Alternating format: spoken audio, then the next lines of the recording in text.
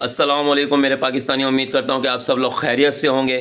جیسا کہ آپ لوگ جانتے ہیں کہ پاکستان میں ظلم و ستم کی ایک ایسی انتہا ہو چکی ہے کہ یہ اس حد تک جا چکی ہے کہ آپ لوگوں کے سامنے یہ تصویر آپ لوگوں کو نظر آ رہی ہوگی کہ یہ دو سرکاری اہلکار کس طریقے سے اس سبزی فروش کی سبزی پر پاؤں رکھ کے کھڑے ہوئے ہیں۔ کیا اس کی روزی کی کوئی ویلیو نہیں ہے، کوئی اہمیت نہیں ہے؟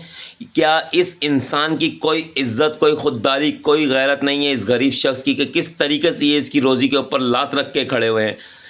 سرکاری ادارے دنیا میں سے ملازم سرکاری وہ ہوتے ہیں عوام کی حفاظت کے لیے، اس کی رہنمائی کے لیے ہوتے ہیں، لیکن ہمارے ملک پاکستان میں ایک ایسا قانون آ چکا ہے، ایسا قانون فرعونیت والا قانون آ چکا ہے کہ طاقتور غریب کے اوپر اس طریقے سے ظلم کر رہا ہے کہ یہ اس شخص کو اتنی شرم نہیں آ رہی کہ یار یہ کسی کی روزی کے ساتھ ساتھ یہ رزق بھی ہے جس پر اس نے پاؤں رکھا ہوا ہے۔